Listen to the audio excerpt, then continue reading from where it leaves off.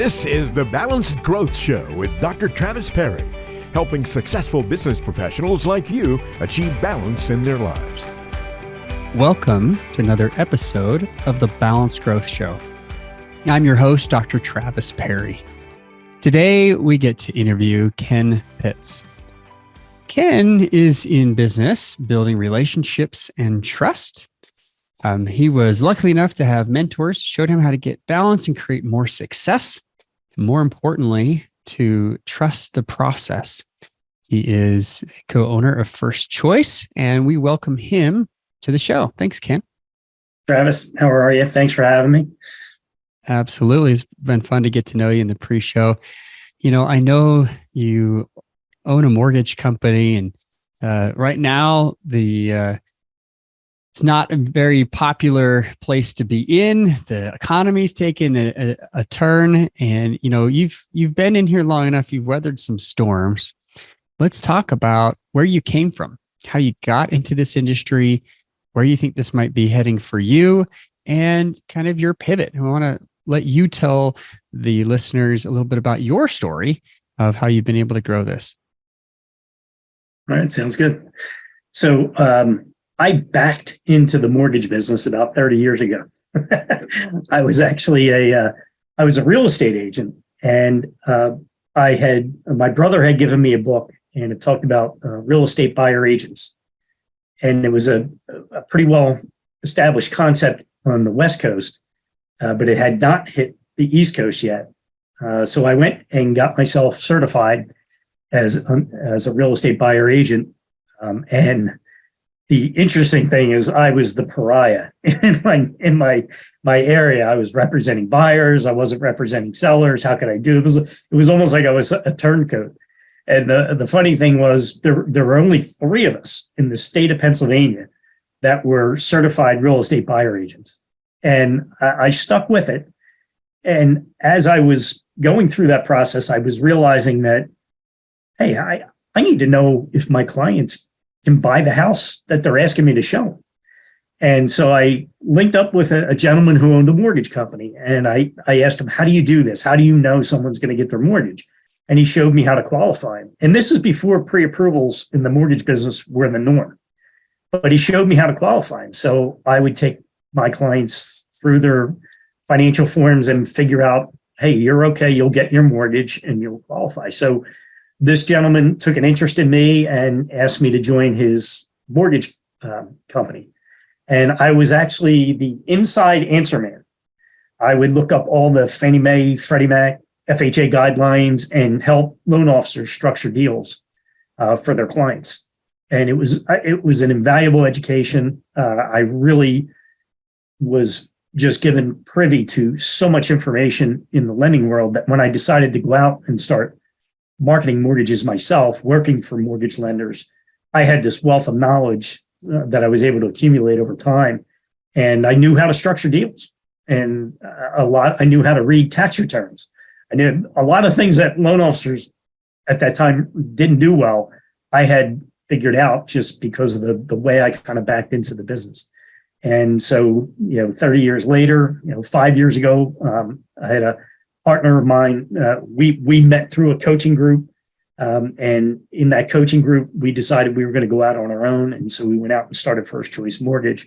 But I've really been working as a self-production mortgage loan officer my entire career. I was never in a situation where leads were being handed to me. I was always out there generating business and finding customers. And over that time, I learned a lot of great lessons.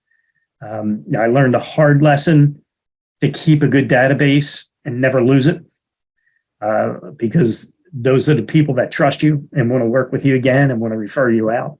And that was a hard lesson learned, but I learned it. I learned it early enough in my career that it's still paying dividends today. I learned through a coaching group how to find balance in my business. And that was a really important turning point for me because it became much less stressful and kind of balanced out my home life with my work life. And I think, I really will credit those coaches with really making my mental state and my ability to continue to do this business go on me. A lot of people burn out in the mortgage business. It's very demanding. Right. There's a lot of time constraints on it, and it can be very overwhelming. And that's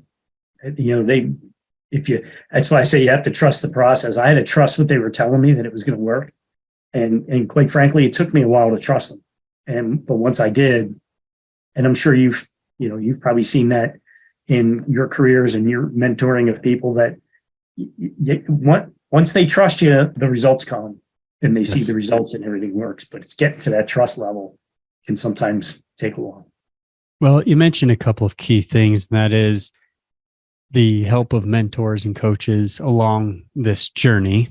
When I look at your situation, I see a family at work. You've got a business partner, you have 7 team members, you have a family at home, you're married, you have grown children now. It's the balance between, how much time you give to either family, if you look at it this way. So I'm so glad that you were able to figure this out a long time ago. So many struggle and they just kind of limp along with some tips and tricks, and they don't ever really check their ego long enough to realize, I've got a problem. I'm a workaholic. I don't really have systems and processes and balance in my life until it's too late. We hear a lot of stories of those who lose that personal family, their wife, their children, relationships, even their own health because of it, because they haven't figured out how to create those boundaries. So, thank you for throwing gratitude back at those coaches. I'm sure they appreciate that. And what I do and what others in this industry do to try to help others achieve balance is appreciated. And so thank you. Why is balance so important to you, Ken? Well, as you're growing your business, why did you want to have such great balance? So I always go back to 2009, which is where I think that's where I hit the wall.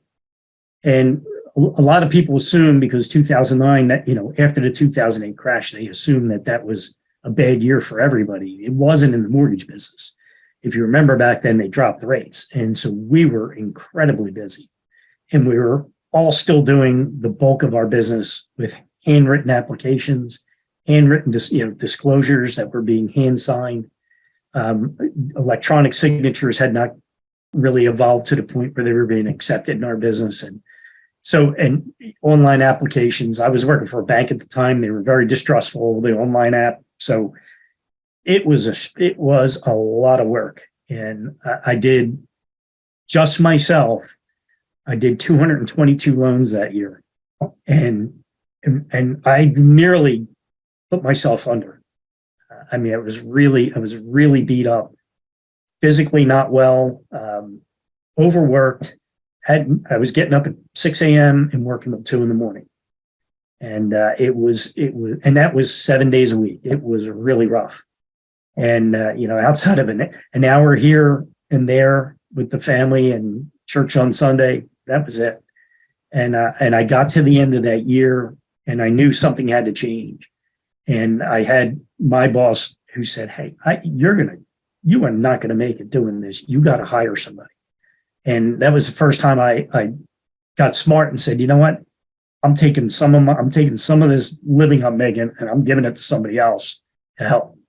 And that was a major breakthrough for me to trust that it was really going to help. I also found the perfect fit for me, and Jackie is still with me today. And she was one of those people that said, "Hey, why don't you let me do this for you? Why don't you let me do that for you? I'll take care of this. Don't worry about that." And she really took charge of getting stuff off my plate. And that worked pretty well till about 2014. But I still felt like I was putting in a phenomenal amount of hours. And I was introduced to this coaching group. They were called the Mortgage Marketing Animals. But they knew my struggle because they lived it. And they shared with me, this is how you get out of it. And there was one exercise, I still do it every year. They called it their acts of freedom. And it's not ACTS, it was AXE. And they made me list every single thing I did everything that I did. And I remember finishing my board. I was on a big whiteboard and I finished my first board and my coach said, that is the worst board I've ever seen. He still shows it today when he's doing Sona. I was doing everything. Even though I had Jackie doing stuff, there was still a lot that I wasn't doing. And what he taught me was that there was so much that I needed to get off my plate. And I working at the bank I was working, I had to push stuff back to my loan processor because I was doing 2/3 of her job. And, he'd taken me through that process. It was really eye-opening that, man, I've held on to too many activities for too long. And so when I got past that, I can remember, I remember a story from 2010 when Jackie started for me. My wife told me that the kids asked if everything was okay. And she said, why? And my kids were pretty young at the time. So my wife's like, what do you mean, kids? What's the matter? And he said, well, Dad's home for dinner. They just assumed something was wrong at work because I was home for dinner. You got fired. And that was it. Like, you're out. Oh, man. And so when my wife told me that story, I knew something had to change. And I was so blessed to find this coaching group. And I got to tell you, I probably could have had more success and more balance in my life had I not held on to things. And it just took me a long time to follow like I said, trust the process. At some point, I just said, you know what? You guys know better than I do. Whatever you tell me to do, I'm going to do. I'm not going to question. I'm just going to do it. And it really progressed my career, but more importantly, I guess so much time back in my life. I mean, even during the refinance boom of 2021 and 22, I was working 40 hours a week, nothing extra. I had my nights, weekends, because I had trusted them when they said, build a staff who can help you and spread that work out. Don't try and do it all yourself, and be proactive. So you're not a fireman all the time. Right. And yeah. And that's what I talk to audiences and train clients about. Like, if you're not careful, if you're the one running around, putting out all the fires, you're the one who's going to be burned out. And that's what you were facing. Right. You were facing burnout. So really, it was your health. And I could see there too, the little wink and the nod to your family that they've never seen you home for a family dinner in a long time. Really, it was a motivator. So balance really for you is your health. It's your relationships, isn't it? Mm-hmm. Yeah. And I became a better mortgage advisor. Awesome. Because I could focus. Yeah. I could focus on my client and I didn't have, 80 million other things to worry about. I could focus on you, my client. You're in front of me. Let's figure out what's right for you. Yes.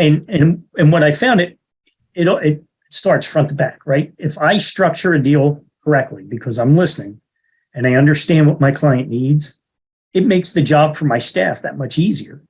And it gets a much better result for my client.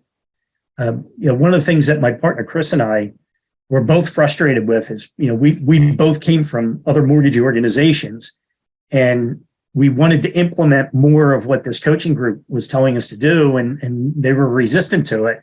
And we finally said, let's go out on our own. Let's build this thing the way we want it, the way we've been taught. And I've never looked back. I mean, it was the best decision I could have made because now I was able to implement everything they were coaching me on. And the best compliment I get is when somebody goes to settlement, they turn to me and they go, is that it? I'm going, yep, that's it. It wasn't stressful. It wasn't crazy. You just bought a house. That's the best compliment I could get because I know how stressful people buying a house, a transaction could be for somebody. And our whole goal was just to de-stress that. Having been through this myself and talking to others, you're exactly right. Most people consider it a second job during that 30, 60, 90-day process, whatever it is. Yeah. For so much of the back and forth.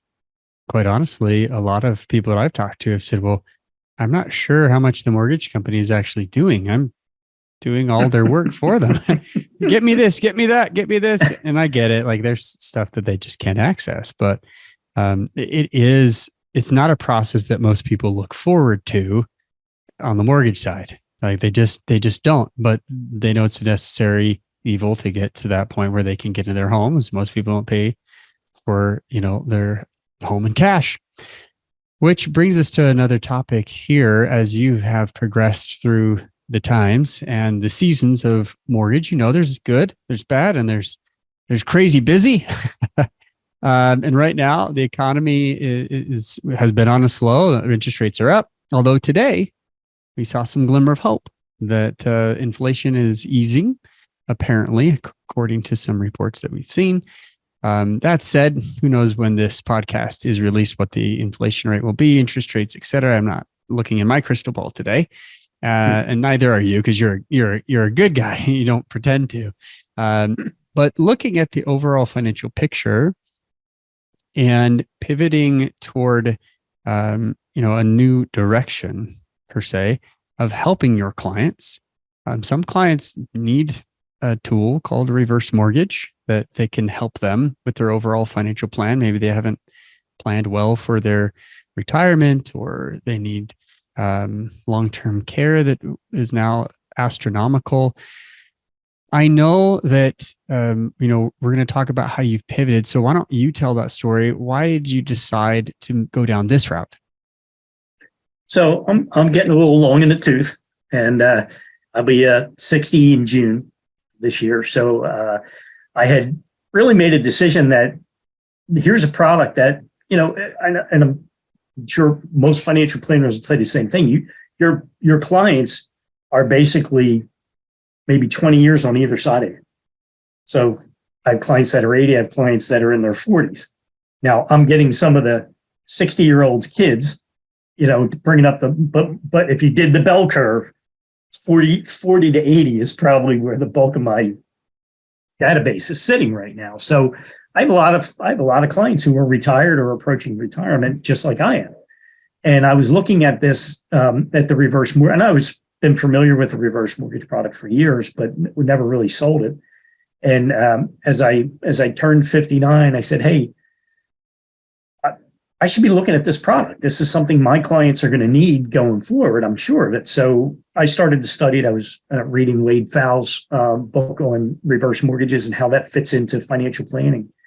And I saw it as a necessary option for folks. And if you think about what's happened over the last 3 years, well, we've had market instability, but we've had an increase in real estate values.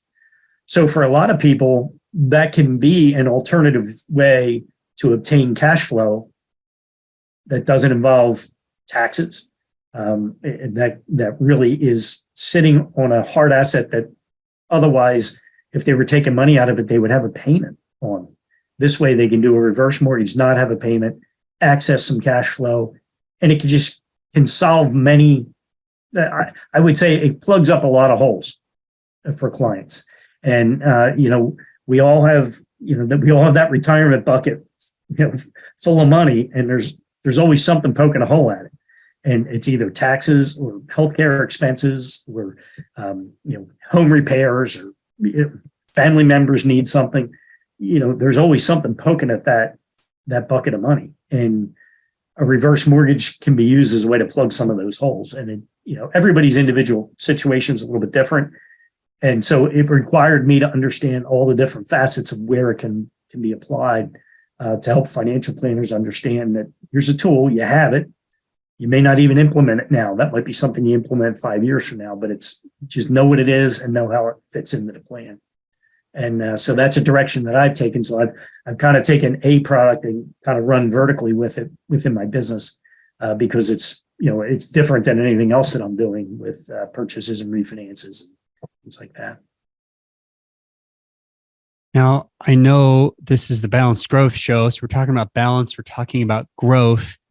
How has this pivot in the mortgage industry allowed you to continually grow your business in a time where most mortgage, professionals are bailing out and jumping ship? Yeah, and it's perfect example of, sometimes we have to change the way we do things in order to be successful in a market. You can't be the same all the time. Markets evolve, markets change. We're looking at a market where, particularly my geographic areas, the states that I'm licensed in, there's 10 buyers for every seller. And it is very difficult for people buying homes. And as a result, it's very difficult making a living in the purchase market. My partner and I are blessed. We have a lot of realtors who trust us. So we get a good run of business. But I looked at it and said, hey, I got to start thinking about alternative ways of bringing income into the company, making sure I keep my staff employed.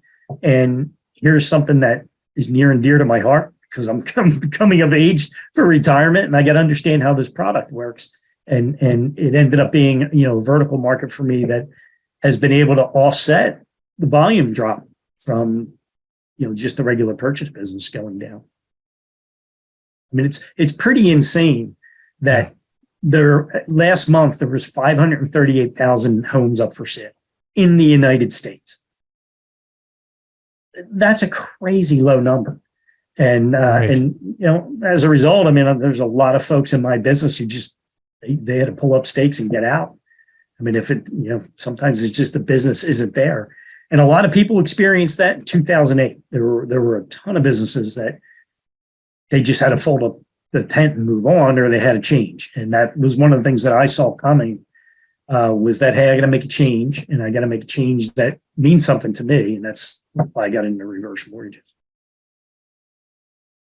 Now, as you've been growing your business, looking at how to pivot this, even in difficult times, you've also been very focused on balance. It was crucial to you at the beginning. And like you mentioned, wish you had figured this out earlier to help you actually grow. That's the irony is I think some erroneously believe that if they focus on balance, the growth of their business will be somehow stymied.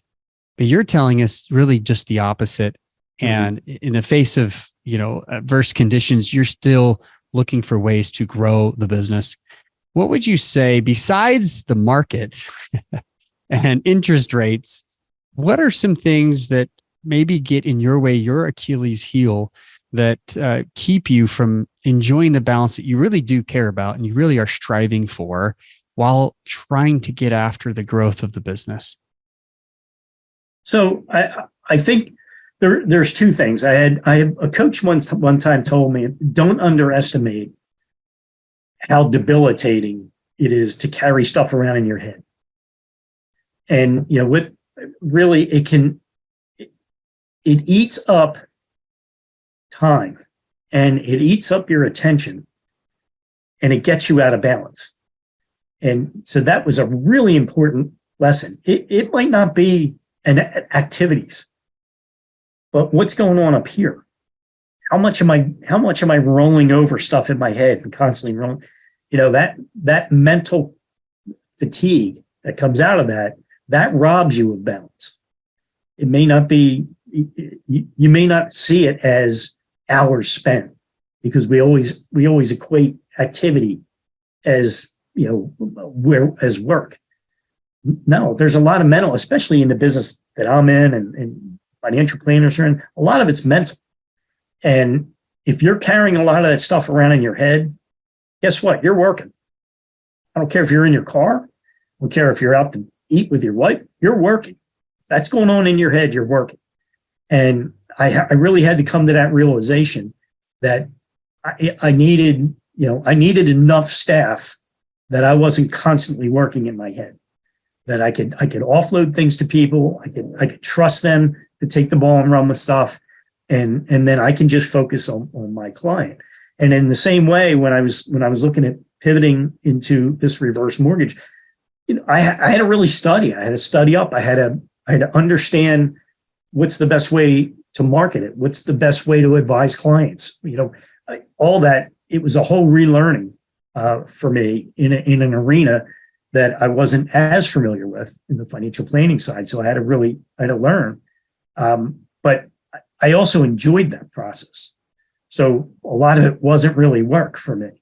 It was discovering and understanding how to market it, and understanding how it was helping clients. That was all very motivating.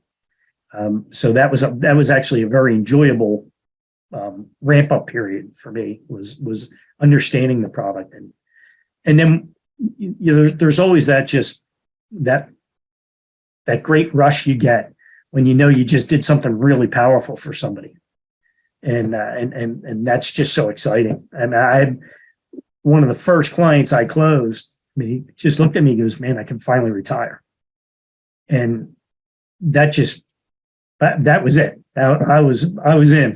I was totally motivated at that point because it had that big of an impact on where they were and what he was looking forward to doing, and just couldn't find a way to do it. And it was a past client of mine who reached out to me from a mailer I sent out, just introducing that I'm doing this product, and if you ever want to look at it, let me know. And it's just exciting. Being in a new arena is very exciting.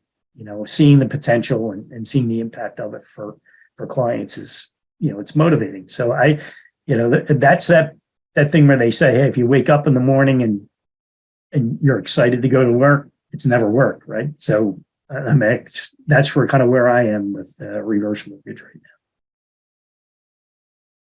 Appreciate that. I know we all have areas to improve upon. I mean, I'm a balance man. I struggle with balance every day. It is a constant struggle. And when I'm on stage, I introduce myself as I am Travis and I'm a recovering workaholic, because I know. Oh, yeah, that's right. Yeah. You're never out. You're never, ever out. You're never out when you find this addiction. I find so many, they don't realize that workaholism is an actual addiction in the DSM-5 that psychiatrists can, prescribe treatment for. Yet we think we can do this on our own. We think that we can just somehow work our way through it. And like you mentioned, it's the constant clutter in the mind. It's the constant, thought processes of work. If you can't leave work and leave it alone, you're still working. Whether you like it or not, whether you like the work you do or not, it doesn't matter, because the people who want to be with you, especially family, right, and friends, they're not really getting you. They're getting a work you. They're not really, able to connect with somebody who's present. Isn't that the issue of our day? Right? It really is. I mean, sure can. Yeah, there it is. Here's me looking at my cell phone. If you're not watching, it's just being present with people. And if your mind is constantly going, how do you shut that off, Travis? Well, this is actually an exercise we do, but your brain is not an approved collection point.